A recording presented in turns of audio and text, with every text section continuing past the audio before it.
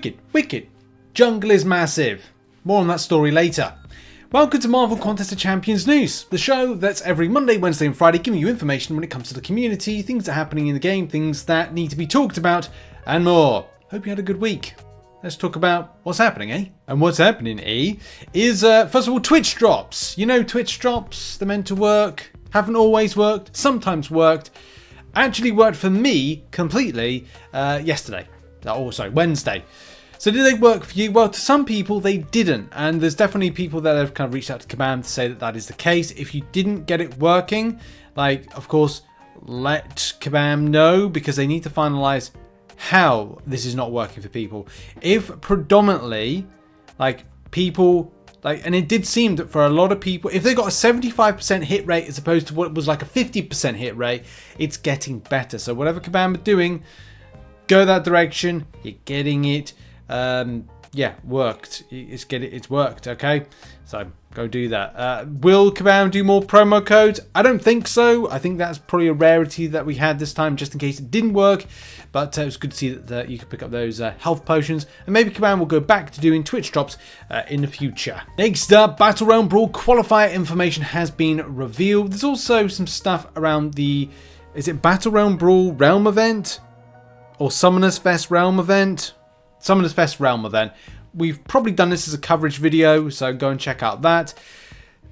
They're doing a Realm event starting the 7th of July. However, seasons 30 and 31 of Battlegrounds are the qualifier seasons for Battlerealm Brawl. So if you want a chance to compete on the big stage at Kabam HQ, then you can go do that. You'll probably be sent a ticket to go to Canadian, you know, I don't know, have some maple syrup or something, and play Marvel Contest of Champions on stream. Will you have access to Statcast? Will you have access to rank 5, 7-star champions? Probably not, but you never know what the future holds with all stuff. Or maybe you'll have a Battlegrounds deck associated with what is for the time, the meta, or a specially made meta. We'll have to see.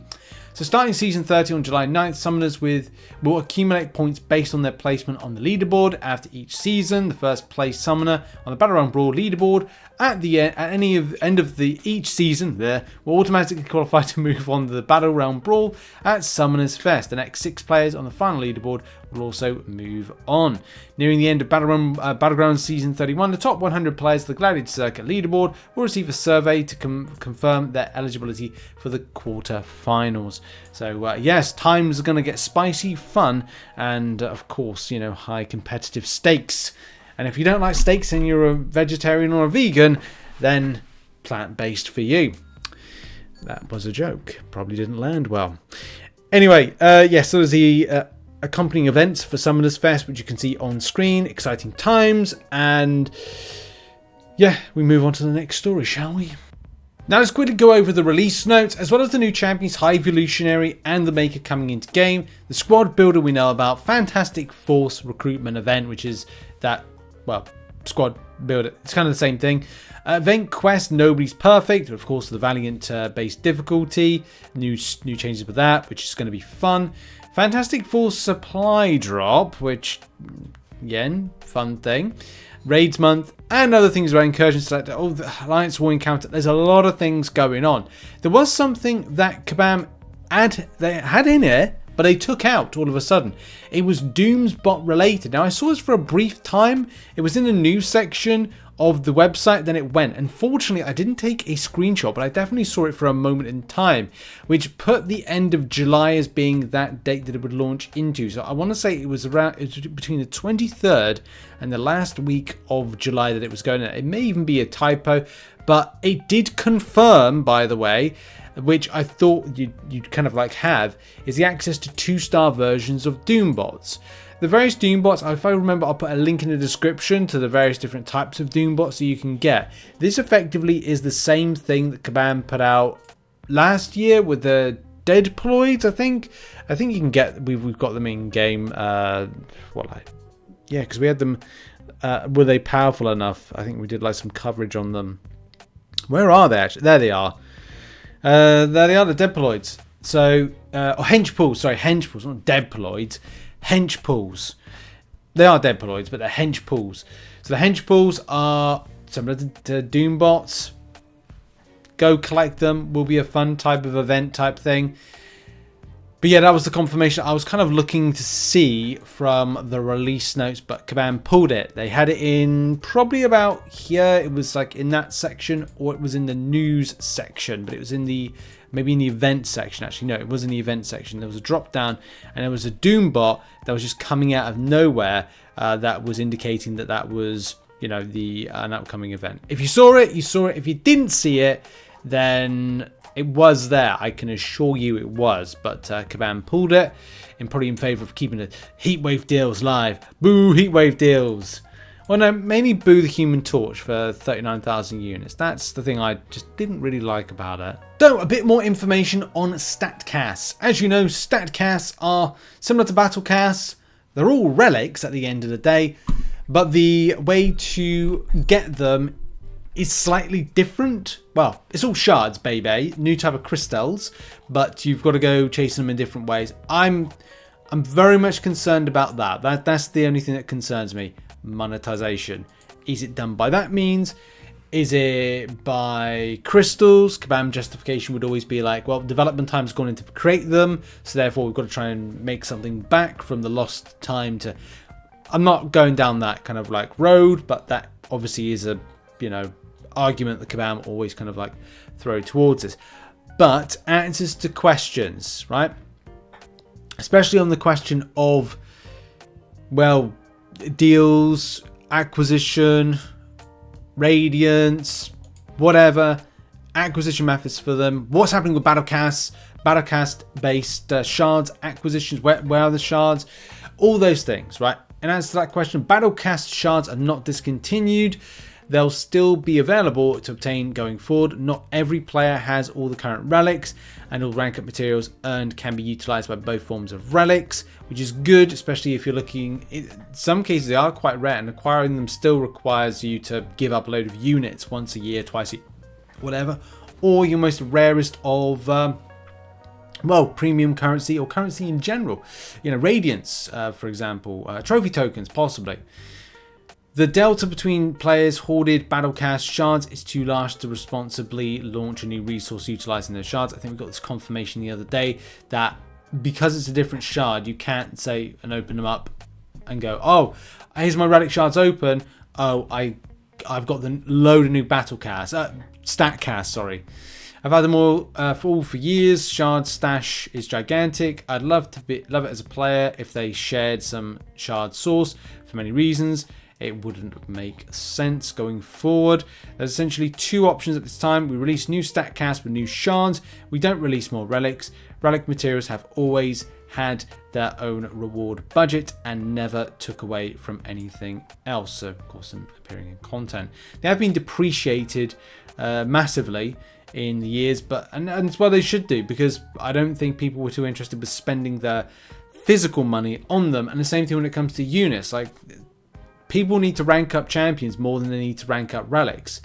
Mainly for things like as Battlegrounds gained prevalence, defender metas and metas in general for attackers became more of a focus for the player base. There's a lot of opinion, there's a lot of thought, there's a lot of feeling around Statcasts. So I think I'm going to park it here. But I do think we need to launch it, or Kabam need to launch it, see how it does, see how we as the player base get on with it. And then go, was this a bad idea? Was this a good idea? Is this frustrating now? Is it better down the line in the future? And also, will there be more shards available? Like the Statcast, will there be those available in Battlegrounds itself? Will it be portioned out? Like, will, instead of you getting, I don't know, X amount of like 5-star relics, say you get 5,000, do you now get 2,500 of standard relic shards and 2,500 Statcast shards? Like, that again is the key questions that need answers for it. And will they be monetized to the ends of the earth? We don't know yet, but we need to find out this stuff so you can find out whether it's going to be pain to invest, a pain to farm them, and other types of pains. And now we're going to end the show on this. The question was put out there about, do you think that the Magik, 7-star Magik that's going to be in the Radiant store is going to be expensive? The release cadence of it is like, we don't know exactly. We know it's going to be next year, but what part of next year? And to what end the amount of Radiance. Like, do you need to hoard your Radiance now in order to acquire it? Like, I don't know at the moment if I'm going to have the right amount of volume of Radiance in order to get that 7-star Magik. I'm currently sitting on 125, count Richard, 126,000 Radiance, and that's fine. I'm hesitant to spend it because I don't know what Kabam have got for this, and I don't know on the time frame. With, 6 months maybe until the release, at a guess, of a 7-star Magik. So if Champion was to be released, would it be more than 250k, which obviously people are talking about? Maybe by the end of Christmas. That's what I'm going to do, is save up my Radiance towards the end. I may dip in and out and kind of grab a few things here and there, but I always try to be careful about the amount of Radiance that I can get in the time frame. But it is concerned about like the amount of Radiance you might need. Of course, a lot of people have had their kind of guesses on it, but Kabam Crashed actually has come in with some information. So, clicking the less than 250, I assume that's right, it's less than 250, not more than 250. The purpose of including Magik in the store is to create a chase of players earning huge amounts of Radiance. Until we get more data, I can't say how much it will cost. There we go. And it will be a lot more than 250k. Sorry, I should read first before kind of like reacting. I'm pretty tired, to be honest. I was up quite early. We still haven't had a non-borked Battlegrounds season. I love that, non-borked. I'm confidence though. I'm confidence. Well, I'm high confidence. My name's Richard. Though that it will be a lot more than 250k. So start saving your Radiance now. You need more than 250k. Given players in the top alliances earn way more than that every month. Alright. Won't be all at once though. Players will gather pieces over time. Gather pieces over time? What does that mean? Given top way more than... Won't be all at once though. Players will gather pieces over time. So it's going to cost a lot more, and you're going to have to collect them as pieces. Pieces of Magik. I don't know if I like I don't know if I like the sound of that.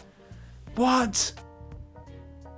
I'm confident though it will be a lot more than 250k. Given players in top alliances earn way more than that every month. Won't be all at once though. Players will gather pieces over time.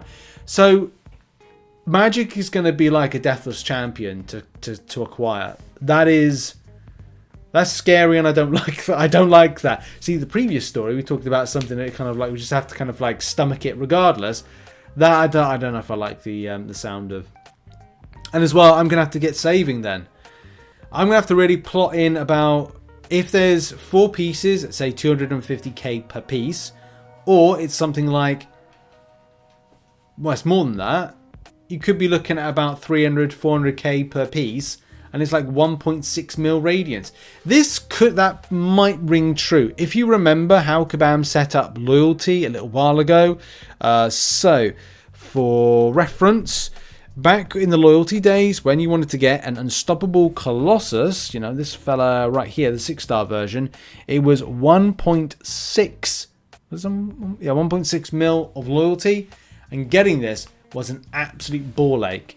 And after, I was like, why did I do this? And then the game moved on. If you had the loyalty, great, you had to buy stuff, but damn. Anyway, that's going to be it for the show today. What are your thoughts on some of the topics we talked about? Say hello in the comments, hit the like button, and I'll see you all very soon. Bye-bye.